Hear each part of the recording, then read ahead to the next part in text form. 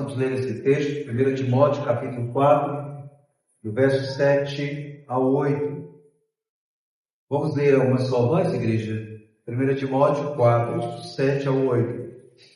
Diz assim: mas rejeita as fábulas profanas e de velhas caducas, exercita-te pessoalmente na piedade, pois o exercício físico para pouco é proveitoso, mas a piedade para tudo é proveitosa, porque tem a promessa da vida que agora é e ainda irá ser. Até aqui, irmãos, vamos orar mais uma vez. Senhor, esta é a tua palavra viva e eficaz. Nós somos o teu povo aqui reunidos nesta noite, nesse estudo bíblico, para sermos orientados pela tua palavra e também, ó Deus, para podermos, assim, por meio dela, ser orientados na nossa oração a Cristo no contexto da igreja. Pedimos isso em nome de Jesus. Amém. Amém. Muito bem, queridos. Nós começamos essa série a partir do livro do Lewis Bale, A Prática da Piedade, o modo de viver cristão, e nós falamos de vários aspectos fundamentais do que é a prática da piedade. Nosso propósito inicial não é ensinar a cada um dos irmãos como fazer, mas era trazer princípios, valores, que os irmãos pudessem levar e assim praticar no dia a dia como parâmetro para um começo de um exercício de uma vida piedosa no Senhor. E nós começamos a falar sobre isso. O primeiro tópico que nós falamos foi sobre a necessidade de se conhecer o ser de Deus, e seus atributos. Depois nós falamos sobre conhecer o homem, a sua miséria e seu pecado. E nós vimos que o pecado do homem afastou o homem do Senhor Deus e roubou dele aquela felicidade que ele tinha de fazer a vontade de Deus. Por isso que nós temos que nos exercitar em cumprir a vontade do Senhor, como diz o apóstolo Paulo em Romanos, capítulo 12, do verso 1 ao 2. Depois nós aprendemos sobre empecilhos da prática da piedade. Nós vimos pelo menos 8 aspectos que atrapalham a nossa vida da prática da piedade. Entre eles, o não conhecimento das Escrituras, amar o mundo e não conhecer a pessoa do Senhor Deus.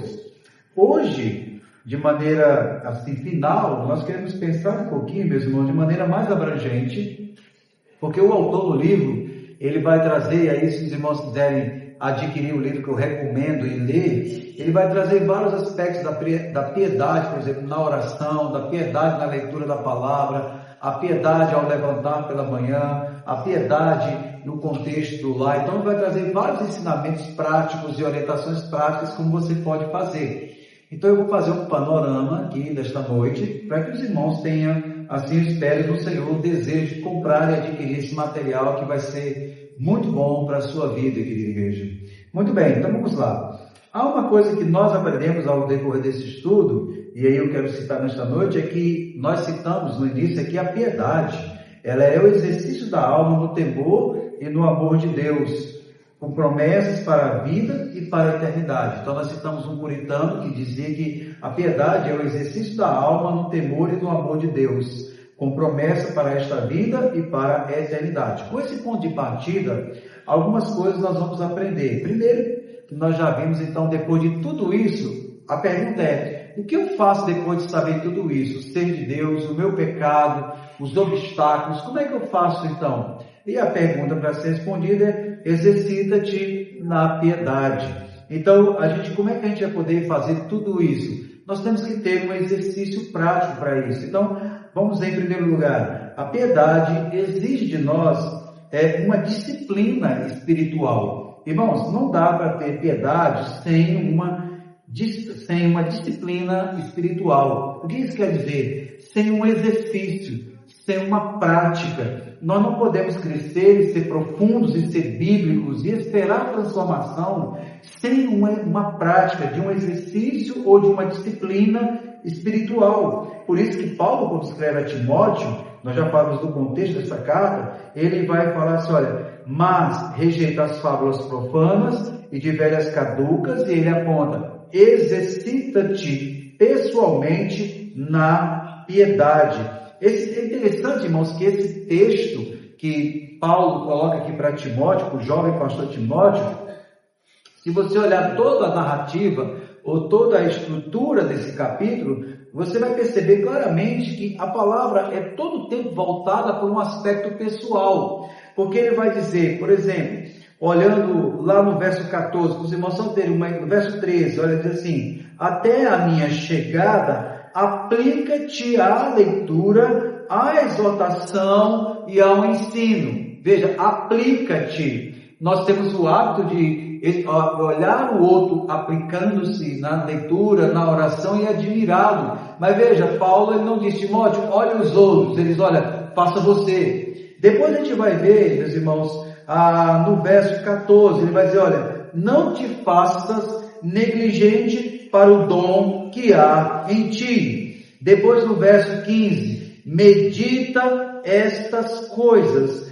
Verso 16, tem cuidado de ti mesmo e da doutrina. Então perceba, irmãos, que há um exercício, há uma prática. A piedade exige uma disciplina espiritual. Há um autor cristão que diz o seguinte, que a piedade ela não é automática, mas requer esforço diligente e contínuo.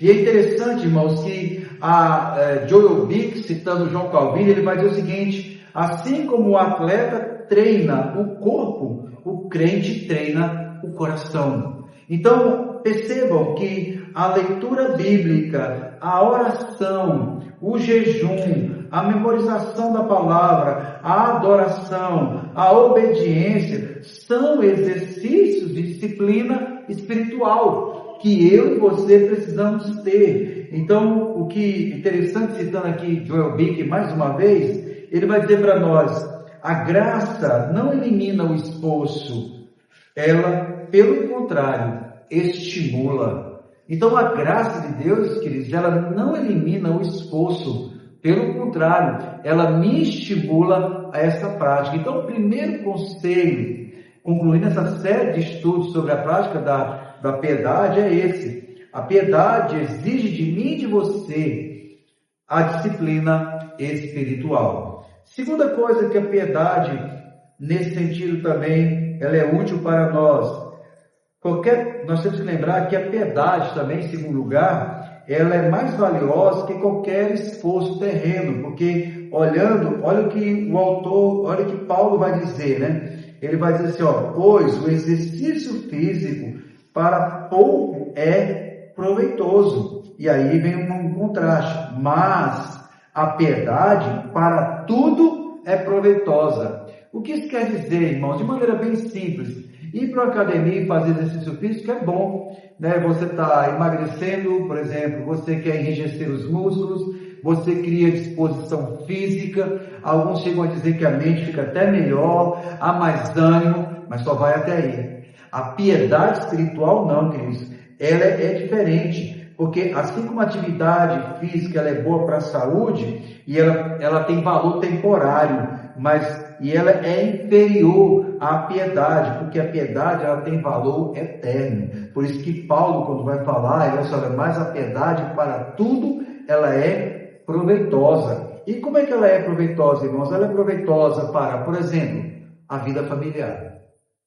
Um homem piedoso, uma mulher piedosa, vão saber, irmãos, enfrentar os desafios do lar. Eles vão enfrentar uma perspectiva bíblica, cristocêntrica, humilhada, dependente, lutando para deixar o orgulho de lado e buscar a graça. Por exemplo, outra área que ela é muito mais valiosa, não é só na família, mas no trabalho. Um crente que se exercita na piedade, ele vai conseguir ter domínio próprio no seu trabalho, ele não vai afrontar, ele não vai ser negligente, ele não vai ser murmurador, ele vai conseguir compreender que aquele trabalho que ele tem, ou aquelas pessoas que estão ao seu lado, também são frutos da misericórdia de Deus na sua vida, e ele é testemunho de Deus naquele lugar. A piedade também, na vida da igreja, ela é importante. Homens piedosos, mulheres piedosas, jovens piedosos, meus irmãos, eles são instrumentos abençoadores no contexto da igreja. Eles frutificam o trabalho, eles trazem a alegria, eles cooperam. Então, Paulo, quando vai olhar Timóteo, diz, olha, lembra, E aqui, meus irmãos, é muito claro, Paulo não é contra o exercício, mas ele está dizendo que o exercício, ele é temporário. Vai chegar um dia que nem eu nem você vamos ter força para fazer exercício, caminhada, podemos sofrer algum acidente ou coisa parecida, mas mesmo, irmãos, cansado fisicamente, a piedade ela ainda é muito mais proveitosa. Ter o tempo de ler a Bíblia, ter o tempo de orar, ter o tempo de meditar a respeito dela, contemplar a beleza da glória e da majestade do Senhor, é benefício. Por isso que o salmista diz, guardo no coração as tuas palavras para não pecar contra ti. Terceiro aspecto da piedade, irmãos. A piedade ela é frutífera em toda a vida. Ela é disciplina espiritual, ela é mais valiosa que um esforço terreno, mas ela é frutífera em toda a vida. Olha o que Paulo vai dizer, a piedade para tudo é proveitosa. Olha, veja que expressão, irmãos, para tudo ela é proveitosa. A piedade prática, meus queridos, ela é proveitosa. Não estou falando da piedade teórica. E a piedade prática, meus queridos, ela se manifesta em algumas atitudes. Por exemplo, a piedade prática, ela se manifesta no temor reverente a Deus. Quando eu venho para a igreja, como é que eu venho para a igreja? Como é que eu me comporto no contexto da igreja? Como é que eu me comporto diante do Senhor Deus? A piedade prática, ela mostra reverência. Eu não vou ficar dado a situações que prejudiquem ou que façam quebrar o mandamento do Senhor, no nome do Senhor Deus em vão, gerar idolatria. Pelo contrário, eu tenho um temor a respeito do Senhor Deus. A piedade prática, ela leva um amor à lei de Deus. Os irmãos devem lembrar que no Sermão do Monte, quando eu estava pregando, os irmãos lembram que eu falei que quando Cristo vem e ele diz que não acrescentou nenhum i, nenhum tio, a gente estava falando dessa perspectiva, nós falamos que aquele princípio era do amor de Cristo pela lei. Ele cumpria o propósito de lei. Então, a piedade prática, ela cria um amor à lei de Deus. A pessoa se dedica à sua leitura, né? Em terceiro lugar, a piedade, ela cria humildade e mansidão, que traz um contraste, irmãos, contra a ira pecaminosa. Então, a humildade na prática, ela cria humildade, ela cria mansidão. A pessoa, ela se aceita pastorear, ela se aceita ser corrigida, e ela vai considerar todos os aspectos disso, onde é que ela errou. Nós somos uma geração, irmãos, que temos dificuldade de se deixar pastorear, e a humildade prática mostra isso. Também não somente isso, mas mostra pureza e santidade pessoal. Os irmãos devem lembrar que nós falamos aqui na escola dominical sobre essa questão da pureza. Nós temos que ser puros, irmãos, nas nossas palavras, nos nossos atos, na nossa maneira de se comunicar, de vestir-se, de agir. Nós temos que ser puros nesse sentido. Há uma pureza e uma santidade pessoal. A piedade prática, ela traz perseverança em meio à provação. Nós devemos lembrar que na provação nós aprendemos isso, né, no domingo passado, a ter esperança no contexto da provação, a aprender a confiar no Senhor, a poder confiar no caráter dele, no seu cuidado e ser perseverante. Quando vem a provação, irmãos, é uma característica da igreja moderna. Quando a pessoa sofre um desânimo, sofre uma crise, a primeira coisa, irmãos, é incrível, a falta de entendimento de Deus, da piedade, da oração, da palavra e da revelação e da história da redenção. Porque quando a gente tem uma crise, a primeira coisa que a gente deixa é o que era para ser mais precioso para nós, que é Deus e a igreja. Então, meus irmãos, a piedade, ela é importante para nós, ela é frutífera em toda a vida. E para ela ser frutífera, ela precisa ser prática, ela precisa ser vista, ela precisa ser contemplada, não como vanglória, mas pelo contrário, de maneira que as pessoas possam confiar na pessoa do Senhor Deus. Em quarto lugar, irmãos, a piedade também é viver na presença de Deus. É o que R6 chama de corandeu, né? É viver na presença de Deus. É interessante olhar essa expressão, né? R6 Sproul e outros escritores cristãos, influenciados pelo movimento puritano, eles vão dizer que a piedade cristã é viver constantemente diante da face de Deus, por isso a expressão corandeu. Então, a pessoa que quer buscar uma vida piedosa e crescer, ele tem que buscar a face de Deus. E, meus irmãos, é interessante esse aspecto, porque a gente olhando esses homens, eles vão chegar a dizer o seguinte: isso gera temor santo e alegria na comunhão com Deus, porque ao mesmo tempo que eu tenho temor, meus irmãos, esse é um aspecto do amor de Deus o Pai. Eu posso ter temor e posso ter alegria. É interessante como o Senhor Deus consegue fazer isso no nosso coração. Há um santo temor, mas repleto de toda alegria de estar presente, estar com Ele. Então, o piedoso, ele não vive para agradar homens, mas para agradar ao Senhor. Então, os puritanos diziam que a piedade é viver na presença de Deus, é buscar ver a face do Senhor, é estar sempre atento nas Escrituras, no contexto do culto, na oração, na comunhão dos santos, visando buscar isso. Não é um encontrar-se, como usar uma expressão que o pessoal gosta de usar hoje, não é um encontrar-se com Deus periódico, de tempos em tempos, mas é buscar ver a face de Deus. Em quinto, a piedade, ela tem promessa para hoje, né? Olhando o que Paulo vai dizer, olha, porque tem a promessa da vida, que é agora. Então, percebe, irmãos, a piedade cristã, ela traz esse aspecto, ela tem promessa para o hoje, né? A piedade, ela traz benefícios espirituais nesta vida. E quais são os benefícios? Se nós olharmos Romanos capítulo 5, nós vamos perceber, eu peço que os irmãos abram lá comigo, por favor, para que a gente perceba alguns aspectos dessas promessas para hoje. Não vou fazer uma exposição desse texto, mas vejam o que o texto vai nos dizer. Romanos capítulo 5 vai dizer assim: justificados, pois, mediante a fé, temos paz com Deus por meio de nosso Senhor Jesus Cristo, por intermédio de quem obtivemos igualmente acesso pela fé a esta graça na qual estamos firmes. Veja, irmãos, por intermédio de quem? Cristo Jesus. Obtivemos igualmente acesso pela fé, olha aqui o aspecto interessante, a esta graça na qual estamos firmes. E gloriamo-nos na esperança da glória de Deus. Então, meus irmãos, a piedade, ela tem uma promessa para hoje. Ela traz benefício. Aqui a gente olha Paulo fazendo isso, mas ele vai dizer mais no verso 3. E não somente isto, mas também nos gloriamos nas próprias tribulações, sabendo que a tribulação produz o quê? Perseverança.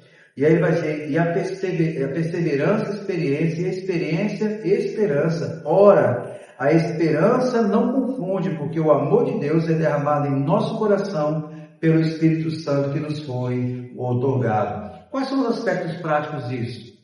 Por meio de Cristo e da piedade, nós temos paz com Deus.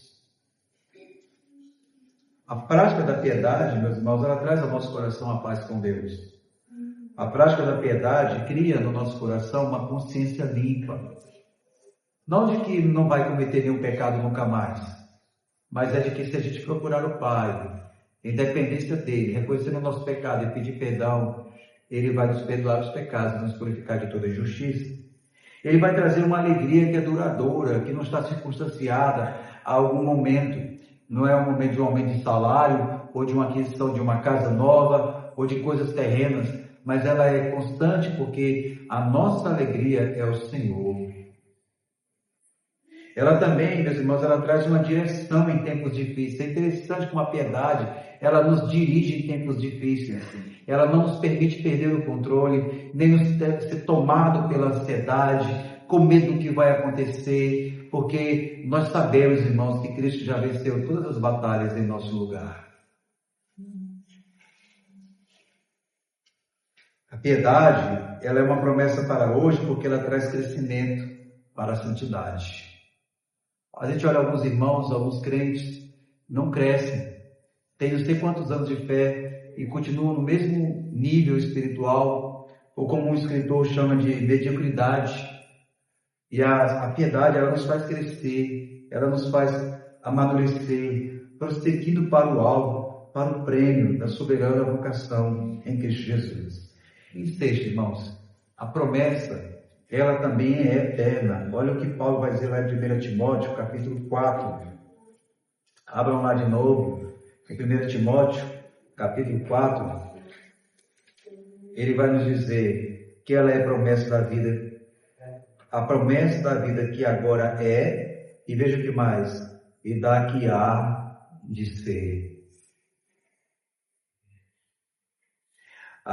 Citando aqui mais uma vez Joel Bick vai dizer o seguinte, que a piedade é inseparável da esperança celestial. Ou seja, irmãos, uma pessoa piedosa tem o olho na eternidade. Se o olhar não é nas coisas terrenas, nem passageiras. O piedoso, ele sabe que precisa trabalhar, ele sabe que precisa da provisão, mas ele está sempre olhando para a eternidade. Ele não está toda hora querendo trabalhar mais e mais porque ele precisa mais. Ele trabalha, ele tem contentamento naquele que é o Criador e sustentador de todas as coisas. O piedoso, ele vive com os olhos na eternidade. Ele olha a glória futura, ele não olha a dificuldade do presente. Ele olha a recompensa em Cristo e ele não olha somente o pecado aterrorizador desta época.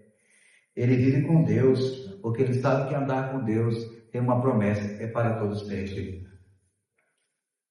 Isso não quer dizer, irmãos, que nós não teremos dificuldades, mas quer dizer que a mentalidade do servo de Deus piedoso é a mentalidade do céu. Ele está sempre pensando no céu. Ele não tem uma visão limitada só do agora. Ele não está pensando só assim, ó, comamos e bebamos e amanhã morreremos. Mas ele está pensando muito mais em buscar o reino de Deus. E as outras coisas serão acrescentadas. Buscar o reino de Deus, irmãos, não tem implicação de uma ordem que é primeiro, mas é o que deve ser sempre. Porque não tem segundo. Ela é eterna. Em sétimo, a piedade é obra da graça. Ela não é mérito do homem. É interessante, meus irmãos, qualquer traço de legalismo na piedade, quando eu meço o crente a partir de mim, você perdeu a visão da piedade. Porque a piedade não é o legalismo. Eu não posso medir a fé, eu não posso medir a prática da piedade a partir de mim, mas eu tenho que medir a partir daquilo que Cristo me ensina a fazer. E é interessante, queridos, que a gente pode olhar isso, porque a piedade é um fruto do Espírito. Ela é cultivada por meio da união com Cristo, por isso que a medida não sou eu. Nós podemos buscar viver a piedade, e as pessoas vão até olhar, por exemplo, a gente olha para vários homens da história da igreja protestante, olhando para homens assim, a gente admira como ele era piedoso, né? A gente admira Spurgeon, o príncipe dos pregadores, nós admiramos tantos homens da história, né? John Wesley, nós admiramos John Flavel, e a gente vai admirando outros homens pela sua vida de oração, pela sua maneira de estudar as Escrituras, devemos admirar. Mas quando a gente começa a buscar a piedade, nós devemos lembrar que eu não sou a medida é Cristo. Eu só sou alguma coisa por causa da graça dele. Então, quando eu começo a olhar e dizer, olha, a igreja fazer crítica, lógico, devemos ser críticos, sim, quanto ao pecado, quanto à vida mediana da igreja, mas a minha crítica não deve ser a partir daquilo que eu tenho, deve ser a partir daquilo que o Senhor é. Por quê, meus irmãos? A piedade, ela não é um mérito humano, ela é dom de Deus, mas ela é devido do salvo. Se Deus nos chamou das trevas para a sua maravilhosa luz, então eu tenho uma responsabilidade, eu devo lutar, exercitar para praticar essa piedade como fruto da graça, como fruto da gratidão, do tão grande amor que Deus tem por nós. Então a piedade, ela não é mérito humano, queridos. A piedade é viver da graça de Deus, para a glória de Deus, no poder do Espírito, por meio de Cristo. Isso é piedade. Porque isso, meus irmãos, confronta o nosso orgulho, quando o parâmetro é nós mesmos. Em oitavo, a piedade, ela começa na vida pessoal, ela se estende no lar, ela se estende na igreja e ela vai até o mundo. Irmãos, a piedade, ela é visível. Ela é visível no seu dia a dia. Ela é visível no seu comportamento como esposa e como esposa no lar, como jovem filho no lar. A piedade, ela é visível no ensino dos filhos. A piedade, ela deve ser visível no testemunho do seu trabalho. A piedade deve ser visível no serviço da igreja. A piedade em Cristo, ela não é uma coisa mística, mas ela é profundamente prática. Por isso que ele exercita-te. Faz. Então Paulo, quando escreve aqui, ele vai dizer, exercita-te na piedade. E é assim, olha, pessoalmente na piedade. Isso é importante, irmãos. Isso é um desafio para a nossa geração, porque nós temos tudo muito fácil. Nós até nem gostamos de esforço. Nós buscamos soluções muito imediatas, até para evitar exercício físico. Imagine por que não encontraríamos soluções imediatas para evitar o exercício da leitura da palavra. Ela deve ser prática. Na minha vida, na vida da minha casa, na vida da igreja, na vida do trabalho, na vida dos filhos. É um conjunto. Ela não é só importante em um lugar, mas ela deve ser em todos. Quais são as aplicações que nós podemos fazer então? Primeiro, queridos, a nossa aplicação é um desafio pessoal. Nós somos chamados então, como olhando que Bale fala sobre a prática da piedade, examine-se. Esse é um ponto principal, concluindo, examine-se. Veja, irmãos, o que te atrapalha de exercitar na piedade, de viver a piedade, e que tem te conduzido a ver de forma superficial. É o teu orgulho? A maioria das vezes é o orgulho, irmãos. Não é nem somente o mundo, nem o amor do mundo, nem as coisas do mundo, nem um irmão que você não gosta. É o orgulho. Nós somos muito orgulhosos por poder nos humilhar diante do Senhor. Segunda coisa, clame. Depois de se examinar, clame por mais graça, para viver diante de Deus com temor, amor e fidelidade. Porque, queridos, além de ser graça de Deus, precisamos dela, porque nós temos que lembrar que há um esforço a fazer, e nós não gostamos de esforço, mas podemos pedir a Deus que nos ajude. Terceiro, lembre-se, a piedade ela não é um peso, ela é um privilégio. Ela é proveitosa para tudo. Ela não trabalha só a área da igreja. Ela trabalha o meu coração. Ela trabalha a minha vida no trabalho. Ela trabalha a minha vida como homem, como pai. Ela trabalha a vida das irmãs como mãe, esposa, filhas. Ela trabalha em todas as áreas. Concluindo então, eu diria, citando um puritano, seja um crente piedoso. Viva como se estivesse diante de Deus. E isso mudará tudo. Acho interessante essa frase quando eu li assim. Por que ele diz viva como se estivesse diante de Deus? Porque nós somos uma geração que vive como se Deus não estivesse aqui. Deus está no meio de nós. Por meio de Cristo Jesus. E que Ele tenha misericórdia de nós, dos nossos lares, da nossa liderança, de mim, dos presbíteros e da quinta igreja, para a glória do Seu nome. Amém? Amém.